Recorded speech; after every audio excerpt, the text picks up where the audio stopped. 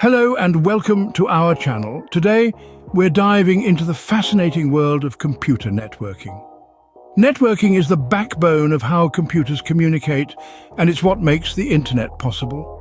We'll start by discussing MAC and IP addresses, the unique identifiers that ensure data gets to where it needs to go.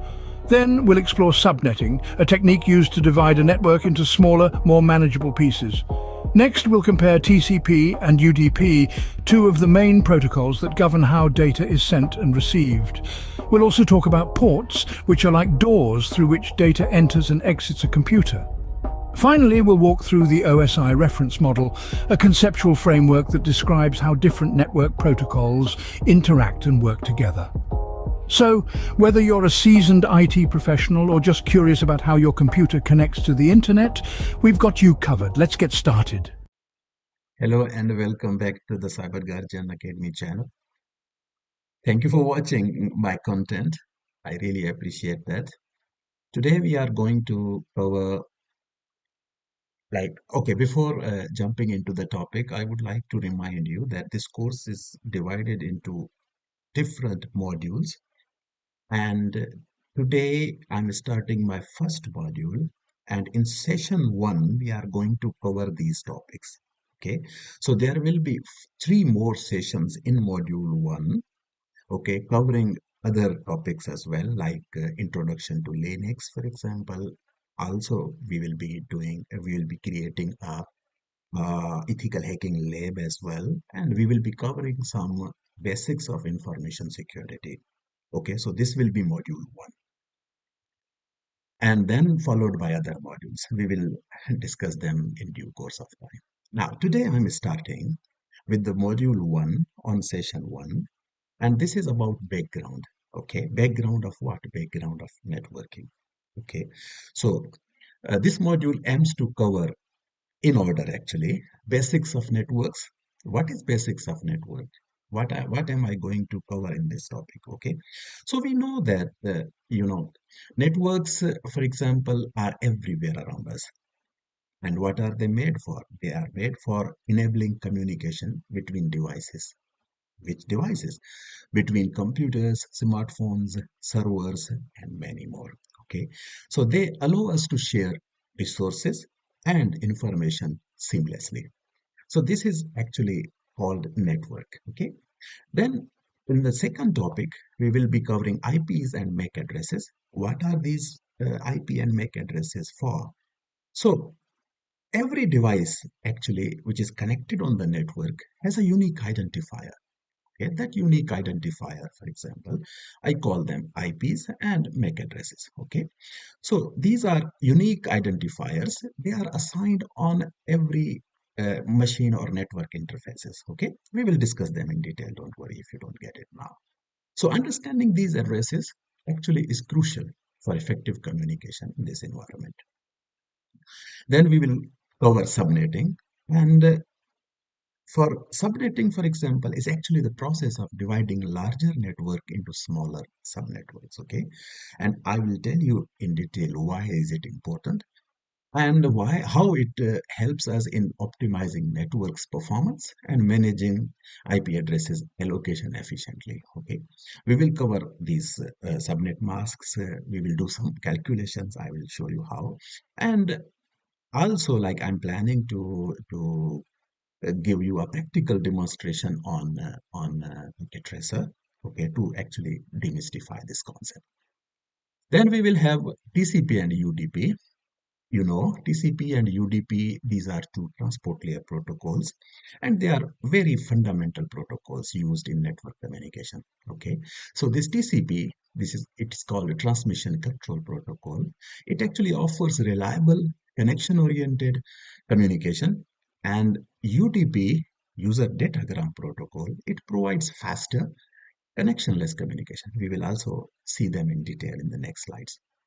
In topic 5, we are going to cover ports and protocols. These are ports are like doorways, okay, that allow communication between devices over a network. So, and protocols, they use different ports for communication. So we need to understand, the relationship between these two. We will discuss popular protocols like HTTP, which is Hypertext Transfer Protocol, FTP, for example, File Transfer Protocol, and SMTP, which is a Simple Mail Transport Protocol or Transmission Protocol. And the ports they operate on, along with an overview of well-known ports. We will see them in the next slides.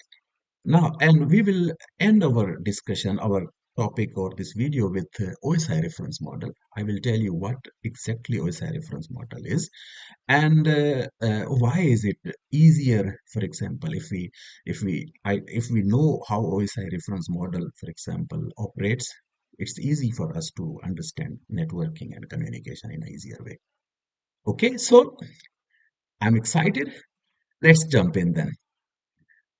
Now, we are starting basics of networking. As I told you, what is a network? Okay, so network actually is a world of interconnected devices. When I say interconnected devices, they could be, this interconnected devices could be routers, could be machines, computers, laptops, smartphones, for example.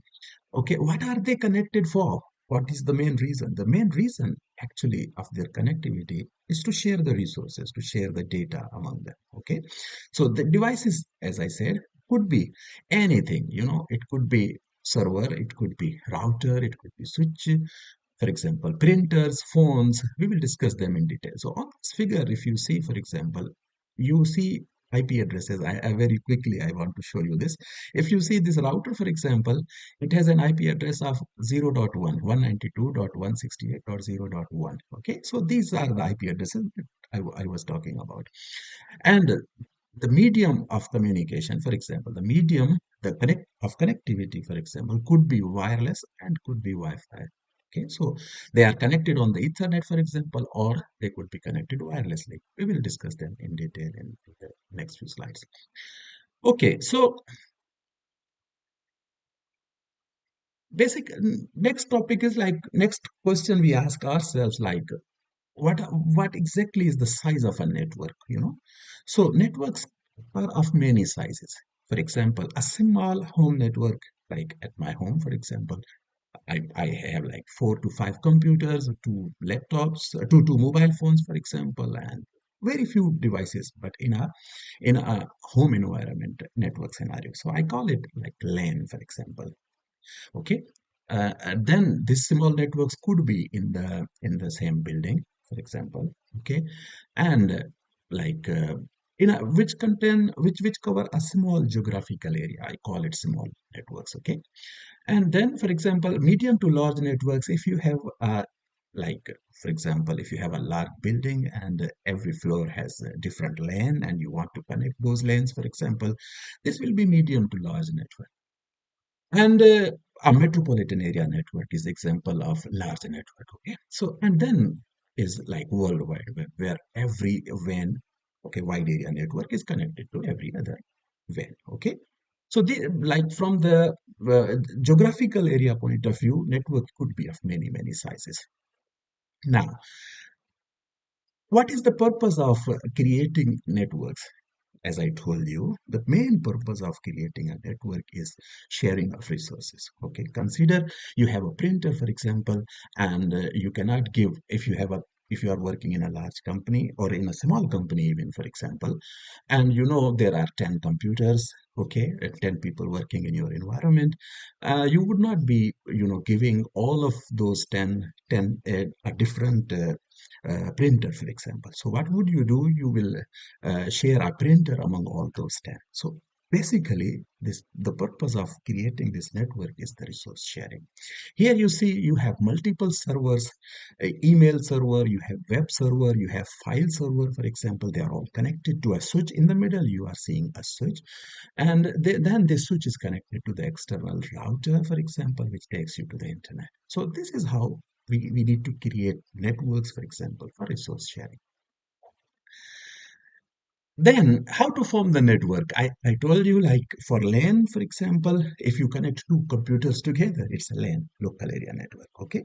And I mean, the main point to remember here is if you are not involving any router in that particular connectivity, it's a LAN. Okay, and when you are connecting, when you are involving a router with and connecting it to the switch, for example, and it means you are connecting multiple local area networks. So this is how. This is what is depicted in this figure. So here you see, for example, I have an internet of 4 routers. So these symbols, they are actually of routers. You see here, you have a LAN of devices where you could have a printer, for example, you could have a server, you could have any resource that you would like to share with LAN 2, for example. On LAN 2, you have multiple devices as well. So these are this switch is connected to these routers, for example, and if on LAN 1, also connected to routers. So this way, for example, these two LANs could communicate with each other. Okay. Now, network media, as I told you, networks could be connected, could be formed either via Ethernet cables, for example, or by wireless. Okay, so for Ethernet connectivity, for example, like copper is important. Okay, and there exists also fiber optics, another type of network media. Then you have wireless connectivity, like you said. So we need to have these network media used to create a network. Then we have some network representations, because packet tracer also in packet tracer we will be forming these networks by our own. So it's important to understand what is this figure is used for. So for example, on the desktop computer, if I could use, yeah, pick pen, for example. Just a second, sorry. So here, for example, you see, if I, yeah, so this device, for example, okay, this device is a computer. You see, no, sorry, this one. This is computer. This one, you will be watching it as well in packet tracer. It's laptop. This is printer, and this is iPhone, IP phone.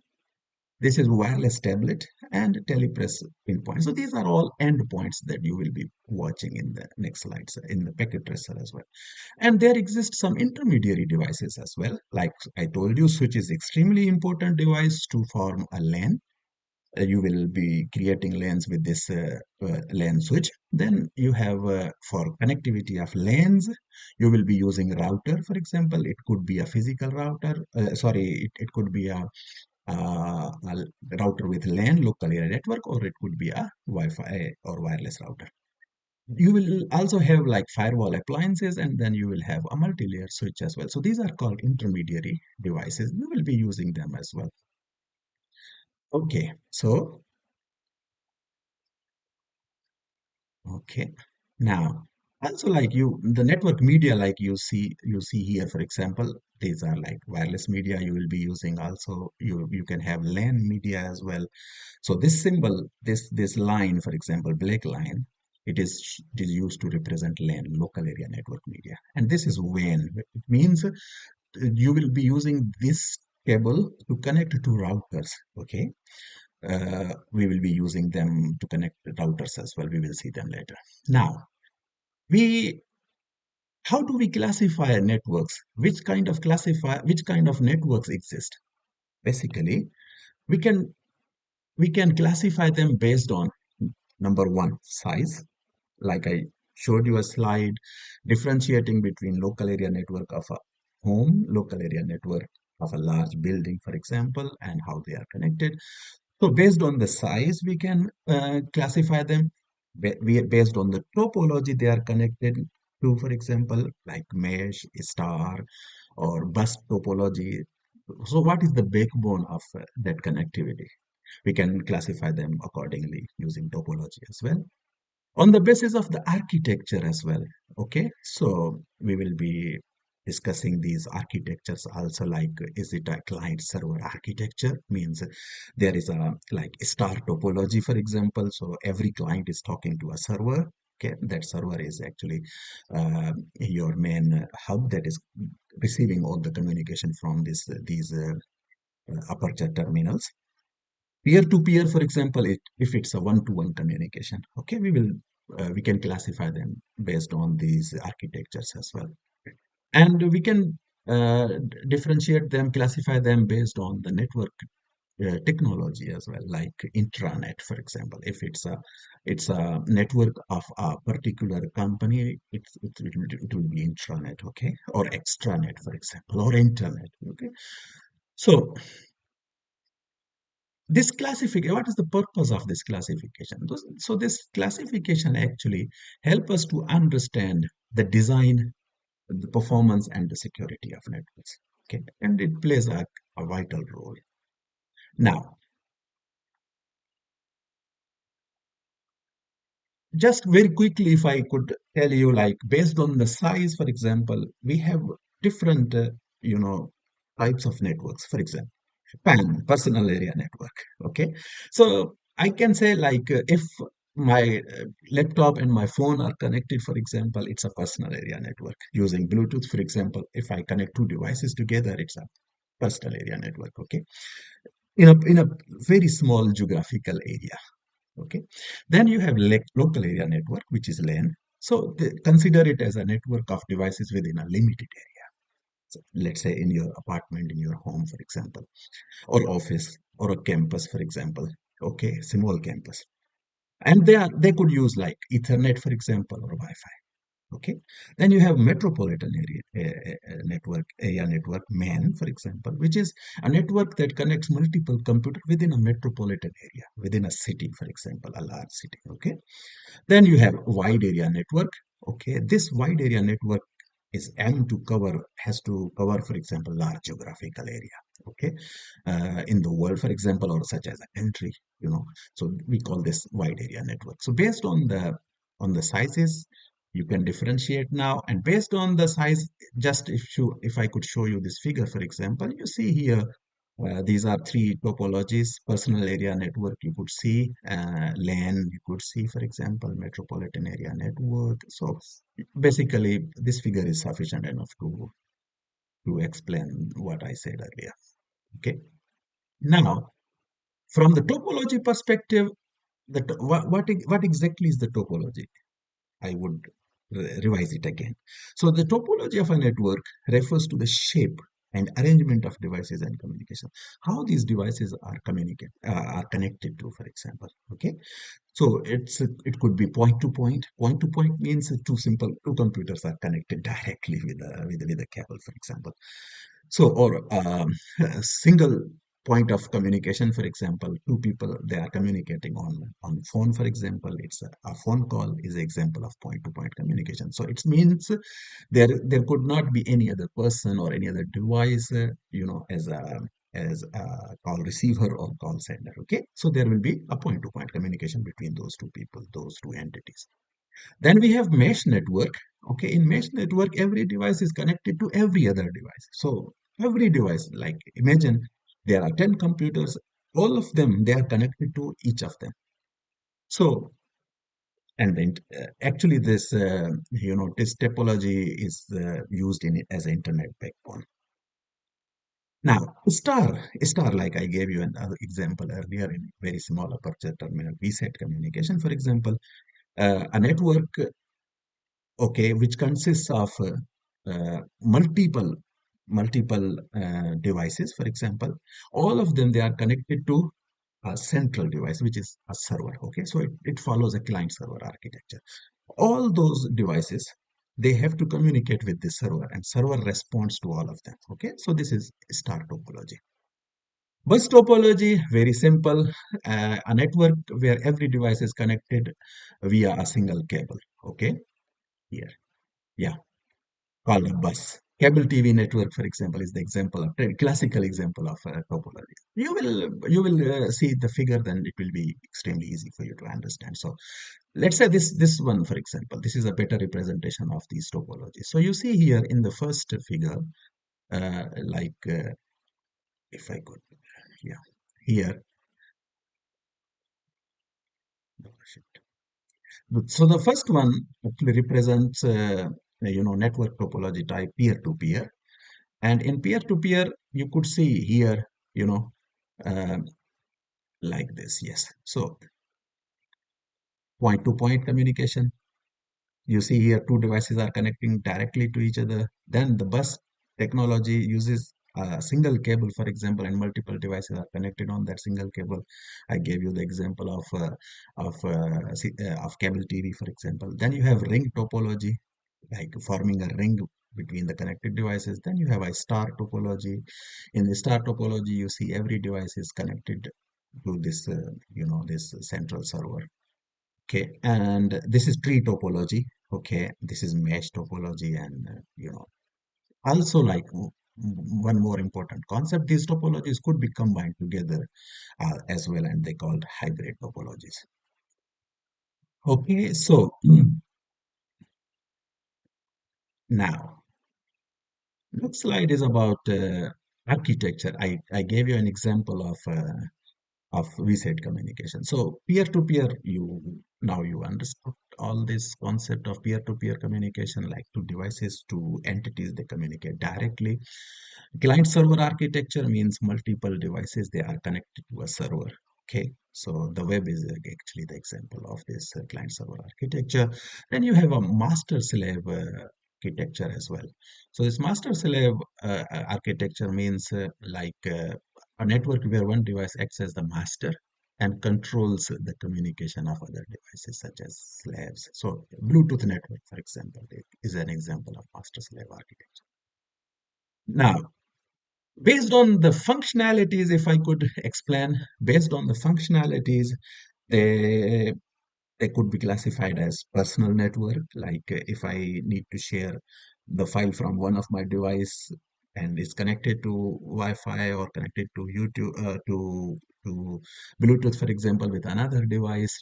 If I'm sharing this information from one device to another device in a local controlled environment, it's like a personal area network for individual use. Okay.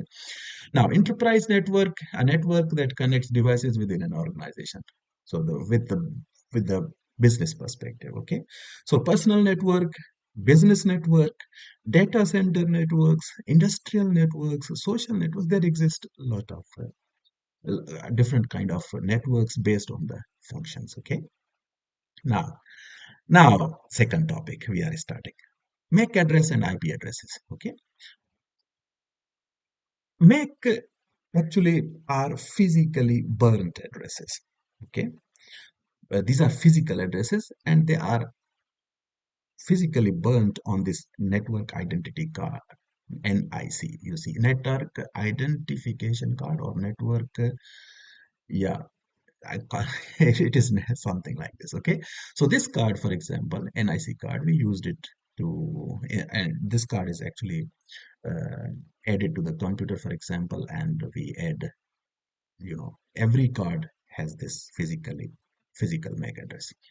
It's a 48-bit hexadecimal number. When I say 48-bit hexadecimal number, it means it could be like this 3C, for example, okay, colon 15, colon C2, CE 7C42. Now you see here, there are two parts of this. Now, how can you find the MAC address of your computer, for example, MAC address of the NIC that is installed on your computer? You could go into the terminal CMD and type ifconfig, simple, in Windows. So when I type this ipconfig space minus all in my terminal, I got this. Okay, so I got this MAC address. You see 50 minus 5A minus 65 minus 74. Actually, this is the interface of Wi-Fi wireless. Okay, so here you see, for example, IP address as well, 192.168.1.154. This is IPv4 and IPv6 as well. So I will tell you later, for example, the difference between these two. And here you see DHCP protocol is also enabled. We will share them. We will discuss them later. And DNS server as well. So you see all of these devices, they are connected together. Now, If you use this tool, for example, if you go on this website, aruljohn.com, for example, and you can search, for example, the MAC address, okay? So, just to know what the vendor, for example, or manufacturer, okay? As I told you, the first part of your MAC address. So the first part of MAC address, for example, is developed by Azure Wave Technology, and the address of the company is here, for example, and they have this range. Now, as I told you, like IPv4, for example, it's Internet Protocol version 4, Internet Protocol version 6. Okay, so these are unlike MAC addresses, these are logical addresses. When I say logical addresses, means they could be changed.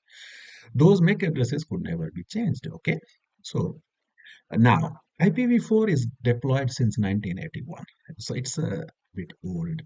Okay, and it can provide up to 32-bit IP address. I will explain you, for example, like you see here, we have 192.168.5.18. Okay, so this is a typical example of a IP address, and it contains numerical decimals. So here you see after 192 there is a dot. Okay, 168 there is a dot, after 5 is a dot, then 18. So this, for example, first part 192 is a octet. When I say octet, it means it contains, like if you convert it into binary, for example, it will be containing 8 either zeros or ones. We will see them later as well. And 168 also like contains in binary 8 different bits. Okay, then 5, then 18. So this is dot decimal notation. Okay, then we have DHCP or manual configuration. This IP addresses can be assigned either using dynamic host control protocol or using manual configuration. Okay, and it can provide up to 4.3 billion addresses. You see, like 4.3 billion is a good number. IPv6, 128-bit IP address, and it can provide like up to 7.9 into 10 to the power 28. So there is an opportunity. A lot of IP addresses could be assigned. Okay, and they support auto configuration as well. Now, from IPv4, so I told you it's a 32-bit address, and I gave you an example of 192.168. Like from this domain, from this pole, for example, 21.76. So each number, I call it octet or is a byte. Okay, hierarchical address scheme, it's a hierarchical address scheme, for example. So actually this IP address 192.168.21.76, it's a decimal number. Its equivalent hexadecimal number is this C0A8154C, and its binary is this. Okay, equivalent is this. Now, this IP address consists of two parts. First part is network part, another part is host part. I will discuss these two concepts in detail. So, for example, there exist 5 different types of IP addresses. Maybe I have a slide next. Yeah, here. So you see here, I told you IPv4 has 5 classes defined over range. Class A, for example, it starts from 0.0.0.0/8. So this 8 means /8 means this is a subnet mask. Okay, so what is this subnet mask? It means it shows you that only first octet is reserved for networks, and the next three octets, they are reserved for hosts.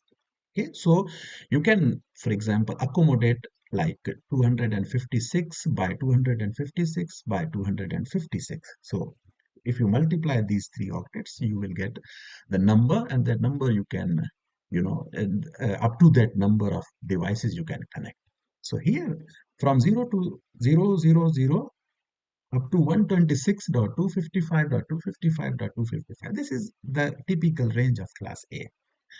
For class B, it starts from 128.0.0.0/16. Now you see, /16 means the 2 octets are reserved for network, and 2 octets, the last ones, they are reserved for clients. Okay. Now, from 192 to 128, sorry, from 128 to 191.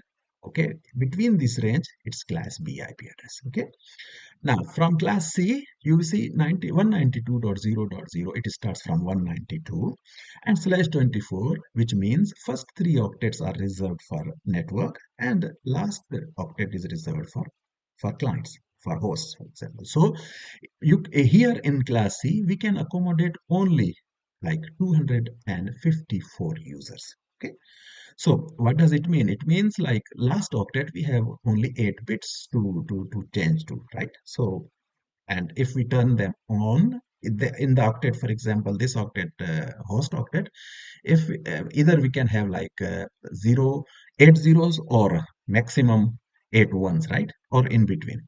So up to the 2 to the power 8 means we will have like 256, and those two, for example, the first zero will never be used. It will be used for the as a network, for example, and the last one is not never used, this 255, which is a broadcast. Okay, so among between them we can use from, let's say, 192.0.0.1 to 0.254 we can use to accommodate hosts. That's why I said only 254 users could be accommodated. Now next we have class D IP.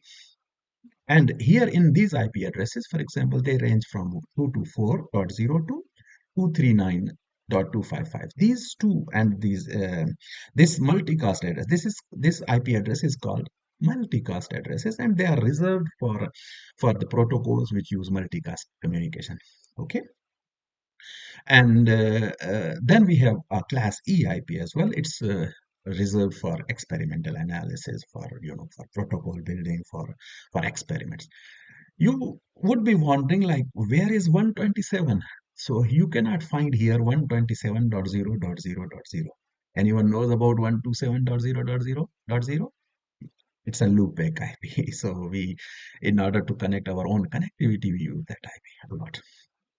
Now, there is another difference between these IP addresses as well.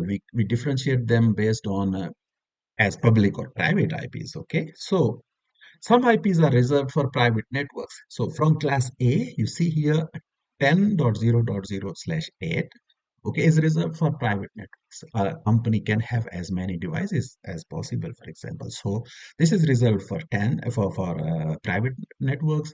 172 from class B is reserved for private networks, and 192 from class C. This is reserved for private networks. So you will not be able to see these three types of IP addresses on internet. Okay, so these are all private, for private networks.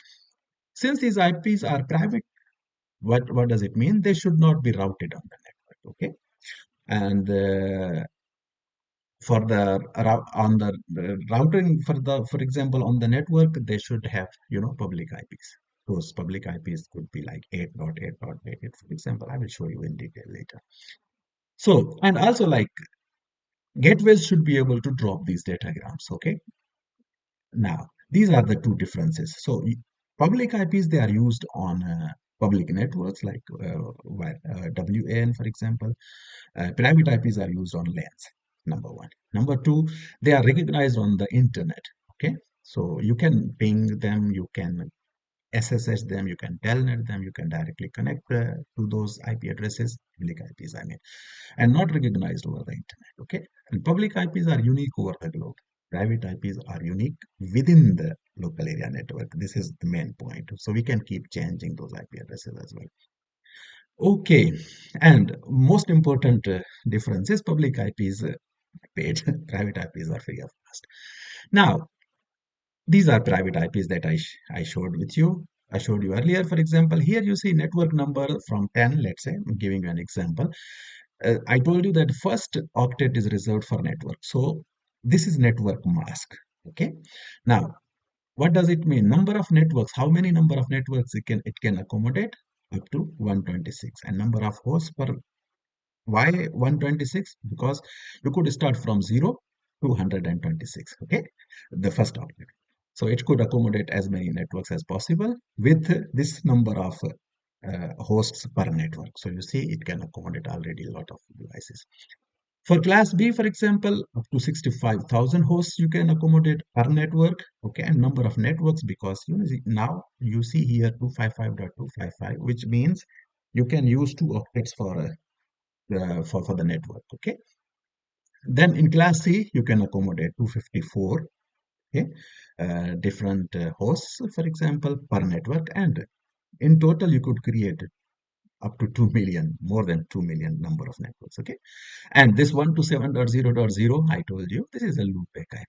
It's used for localhost. Now, subnetting. What is subnetting? Subnetting is the process of dividing a larger network into smaller networks called subnets, okay? Why do we need it? Okay, why? Subnetting involves changing the subnet mask. You see here, I showed you here.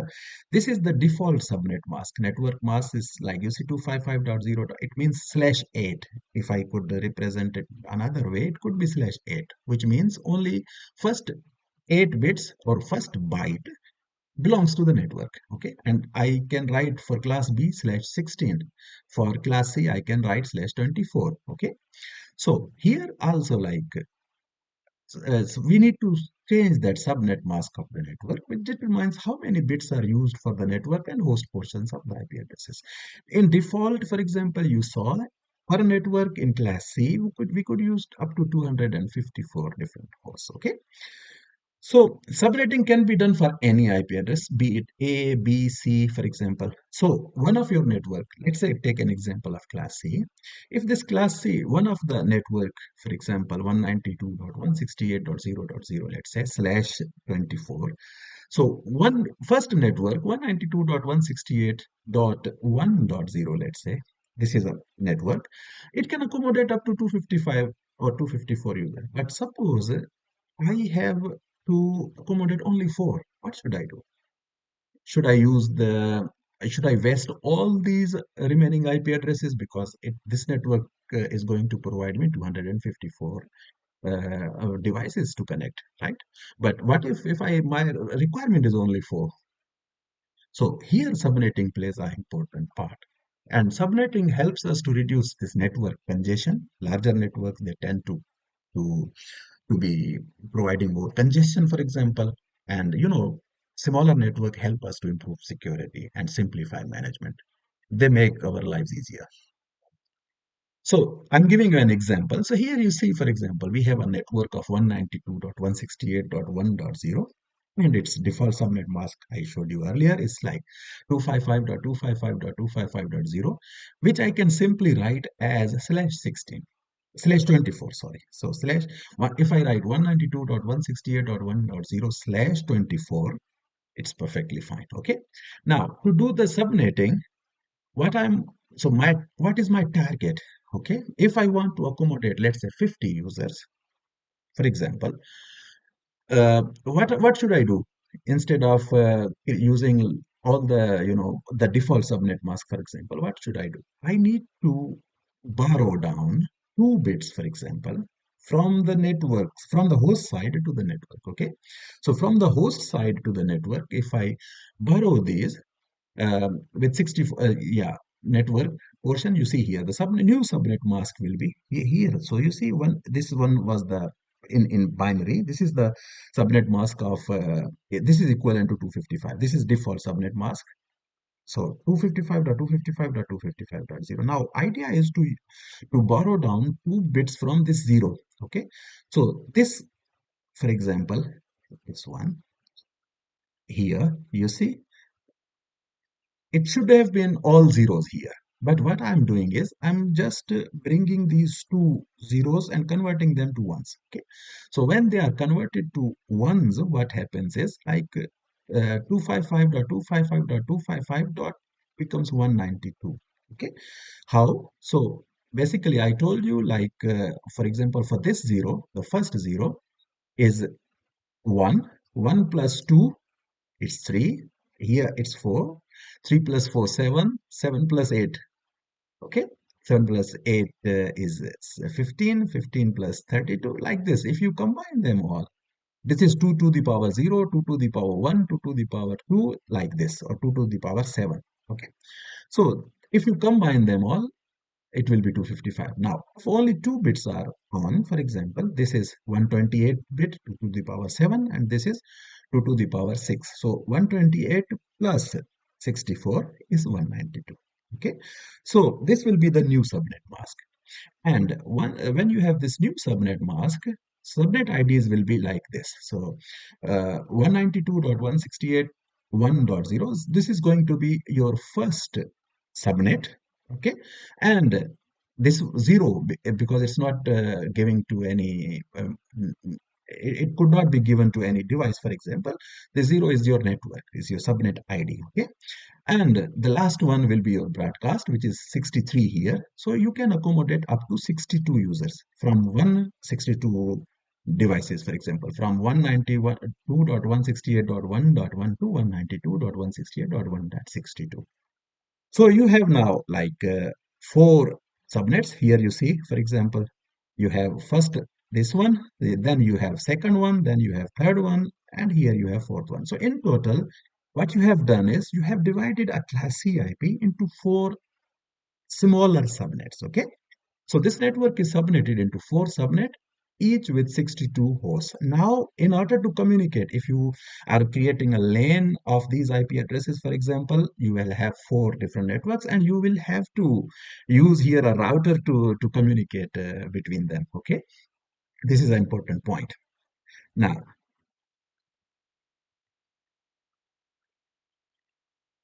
fine. So here, then another important concept comes in, which is called network address translation. Okay, this is also a kind of a protocol or a technique. So this network address translation, NAT, is a technique that allows multiple devices on a private network. So you see here you have a private network and having 10.0.0.4 IP addresses. So they are all connected on class A IP. Okay, and so on a private network to share a single public address. Okay, the address is public that is going to be shared on the internet or other network. Net provides a layer of security for the private network because it never shows the private IP addresses. Okay, we will be using this net in our lab as well. So at this stage, you should understand that this protocol is only used for hiding the actual IP addresses with the public IP address. Okay, very simple. Now, third topic is TCP and UDP. TCP stands for Transmission Control Protocol. Okay, and it's a core protocol for Internet Protocol suite. It is actually the fourth layer of OSI reference model, and it sits on the top of the IP layer. IP layer is called network layer. Okay, and this protocol is meant to provide host-to-host communication services for applications. So here we have two protocols. Transmission Control Protocol, TCP, which I said earlier as well, it provides a reliable and ordered communication channel between applications. Reliable means, why I'm saying it's a reliable protocol, because it receives acknowledgements. Okay, every packet is received, the packet received is acknowledged. Okay, and ordered means there is a sequence number. Okay, every packet is contains a sequence number, and they identify both sender and receiver. They identify the packets or the order of the communication from those numbers. Okay, then we have UDP. It's a lightweight protocol with lower overhead, faster as well, but it doesn't provide any reliability. So basically, TCP is preferred for text-based communication, and UDP for video or voice communication. Now, the TCP IP, for example, here packet looks like this. So it's reliable. I said it's reliable because every packet is acknowledged. Okay, so if a packet is missed during the communication, the receiver is going to notify the sender that this packet with this sequence number is missed, and they are in order.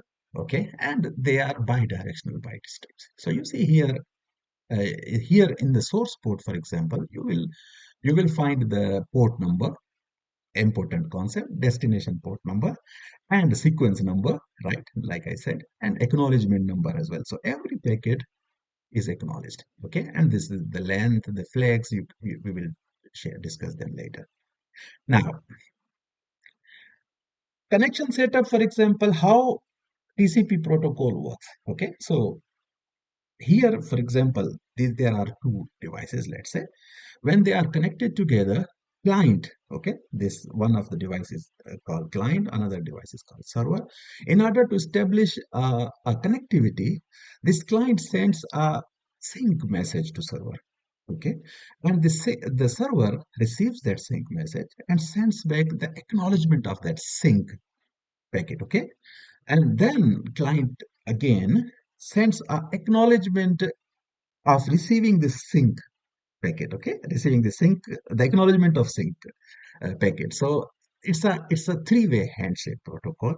This is why it's called three-way handshake protocol, okay. So now imagine for every packet, for example, if they repeat this procedure, it will be difficult, okay. So that's why TCP is comparatively slower communication but reliable.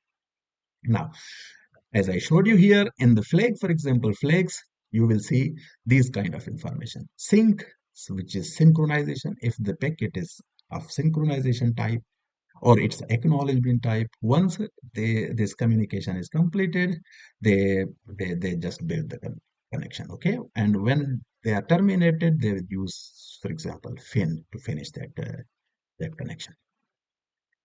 So this is, I told you, for example, client sends a sync packet, for example, with the sequence X to the server. Server receives that packet and sends back the acknowledgement, okay, and with the sequence of X plus 1, for example, and then the client again sends the acknowledgement of that acknowledgement received by the server from the server. So here I show you here a three-way handshake process of captured on Wireshark. So here you see type of the packet sync. So sequence 0. Okay, here this is window size 655535, length 0. This one, for example, you see, trust me, we will be discussing them all when we will have lab. So here you need to trust me. Sync acknowledgement sequence 0. So these are acknowledgement you see received from the server, and then this client sends the acknowledgement of this received sync plus acknowledgement. Okay, so this is why it's called handshake protocol. Now, ports and protocols. Before jumping here, I will show you here, for example, if you could see what is this protocol here, if you could see, like, source port is 4992. See here, sorry, yeah, here, for example, you could see 49, this one. So this is source port, and destination port, the packet I already showed you earlier, and sequence number, okay, and here the packet flag that I showed you, okay, and this is window size. We will discuss them later as well, so don't worry. Now, ports and protocols. What are ports? Ports and protocols are the means by which devices on a network communicate with each other. Like, think of the port as a logical endpoint, that identifies a specific service or application running on a device. A protocol, as you might know, is a set of rules and standards, that define how the data will be formatted, how the data will be transmitted, and how the data will be received over a network. Okay, so these are the standards they are followed in the communication. HTTP, as an example, for example, I would like to show you the difference between ports and protocols, how they are connected, okay? So hypertext transfer protocol is HTTP, and basically it uses TCP port number 80 by default. But it could also use other ports such as 443. You might have heard about HTTPS, which is secure version of HTTP. Make sure that you always use HTTPS, not HTTP. We will see in detail also, like, what is the difference between these two protocols. And it uses 443, okay? And HTTP basically is a web application protocol, and it transfers web pages and other resources over the network. It's an application layer protocol, I would say. Then you have FTP, file transfer protocol. It basically uses TCP port number 20 and 21, but by default. But it could also use, 22, which is reserved for secure file transfer protocol. Okay? And File transfer protocol means it's used to transfer files between the devices over the network. Now, DNS, very important component that provides you internet, okay? Domain name system. So I will just to give you a definition of what this protocol does. For example, it just gives you the path, for example, where you can get the internet. Okay, so FTP uses UDP port 53. This is old. Sorry. This is not FTP. This is my mistake. Sorry. This is DNS. Okay. So this DNS uses UDP port number 53. Sorry for this mistake. By default, but can also use other TCP ports as well, like TCP port as well for larger queries. Okay, so DNS resolves domain names, like for example, because it's impossible for us to remember IP addresses of all the pages.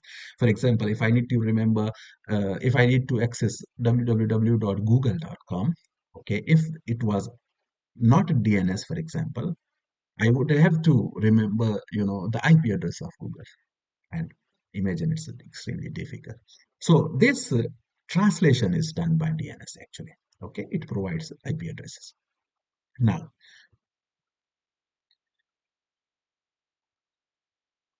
then you have DHCP, Dynamic Host Control Protocol. This protocol uses port number 67 and 68 by default. So what is the role of this dynamic host control protocol? Basically, this protocol assigns IP addresses on the network, the IP addresses I showed you. Okay. So how does it work? For example, you need to assign a pool of IPs to this DHCP, and it will take one by one every IP address, for example, and assign to another, to every incoming connected device. Okay. So there are two types of assigning IP addresses on your machine. Either you could do it manually. You need to enter your IP address by your own, for example, 192.168, whatever, or you use DHCP protocol, for example, to do this. Then we have, as another example, we have SSH. It uses secure shelling, actually, it stands for. It uses port number 22 by default, but it could use 2222 as well. Okay, and SSH is a secure. Why is it secure? Because it is used to establish secure and encrypted communication between devices over the net. Now, OSI reference model, the last topic of this video. You know, OSI reference model, it's also called 7-layer model, and there exist different protocols on each layer. So you see here the very first layer, which is called physical layer, second layer data link layer, third network, fourth transport. We were here when we were discussing TCP and UDP. We were on the net transport layer. When we were discussing IP addresses, we were here on the network layer. When we were discussing MAC addresses, we were on the data link layer. When we were on the physical media, for example, network media, we were using physical layer. Okay, and so these first, for example, top three layers like these, for example, they are called software layers. Okay, so application layer, for example, like uses application protocols like DNS, HTTPS, SMTP, FTP. These are all application layer protocols. And here on this presentation layer, for example, this data is represented as .jpg file, .mp3 file. So every packet is represented by a unique format. That format that need to be agreed upon by the sender and the receiver. Okay. Then you have like session. So this layer is actually used for creating a session, managing a session, and terminating a session. So the three different roles: creation of a session, management of a session, and deletion of a session. Then you have transport. I discussed TCP and UDP. They both work on this layer. On network, IP addressing. Okay, and data link layer, switches. Okay, and it's a combination of switches plus this MAC addresses, for example. Yeah, somehow it also has logical link control as well. We will see somehow. And physical link is like RS-232, for example. You use different connectors. These are cable type. RJ45 is the Ethernet connector that connects you to the computer, okay? Or 10 base T, these are Ethernet types, DSL 802.11. So this is actually this was made to understand, and troubleshoot different networks. It's extremely important topic. Now, as I explained earlier, in application layer, this application layer provides you an interface between the user and the network, right? So on the network, if we are searching something using HTTP, we are searching something using SMTP, whatever we are using, we are doing web browsing, it means we are working on the application layer. In presentation layer, the data is compressed and translated. So, for example, once you have created your data, I'm making a video, let's say, now this video needs to be saved either as .mp4, mp3, or .mkv, .flv. These are different extensions. So this is done by the presentation layer. On session layer, I told you that this layer is actually responsible for establishing, maintaining, and terminating the connection between the devices. Okay, so session management is done by session layer. Transport layer, as you see, for example, provides a TCP UDP, secure TCP, for example. Okay, and it also does error detection, correction, and flow control as well. Okay, so these things, error correction, detection, flow control, this could be, um, for these topics, I would recommend you to go for a network communication course, for example. On network layer, you see this layer routes and forwards the data packets across this network. So, and on network layer, it will be IP, all IPs, okay? IP addressing, fragmentation, congestion.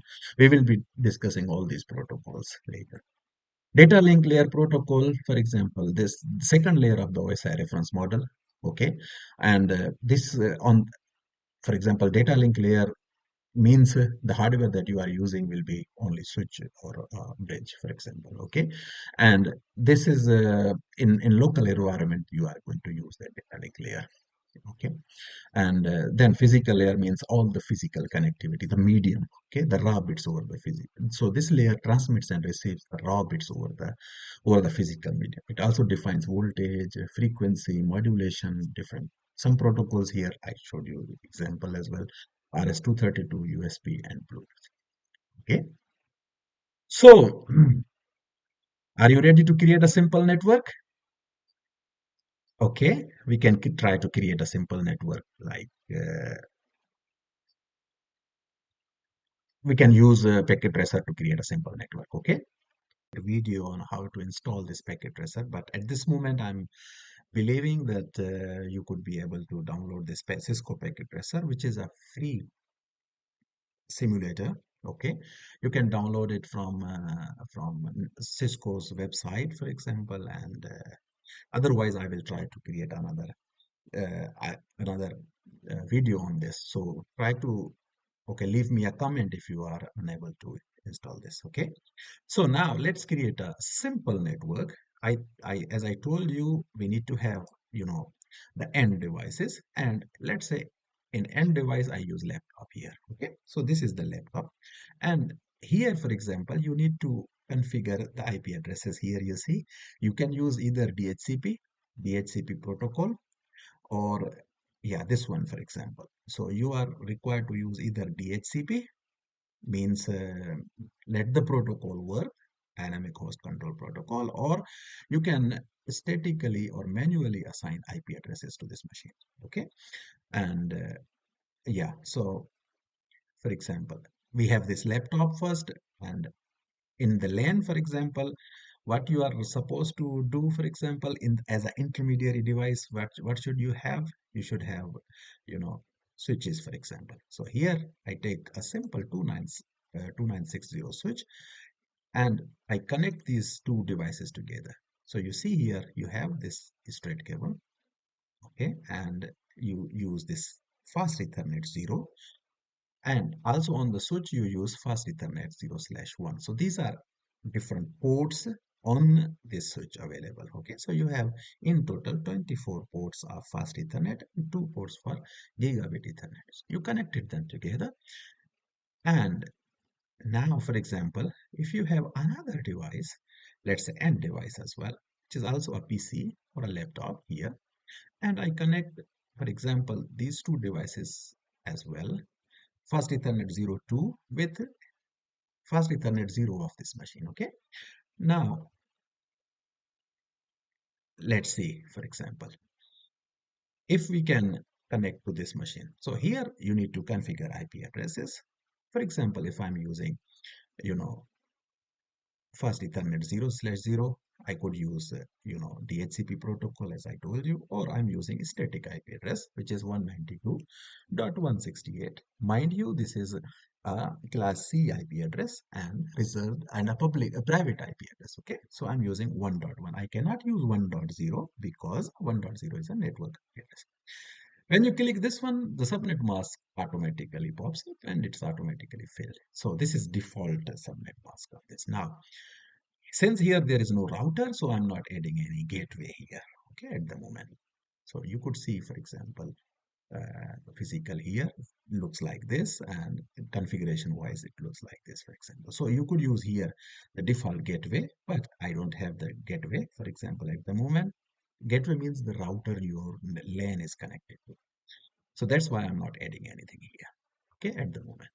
Now, on the laptop, if you want to communicate with these devices, you have to be on the same network, okay? So, first Ethernet 0, you remember, we entered here 192.168.1.1 we added on the PC. Here I'm doing 2, for example, okay? And here the subnet mask automatically comes in.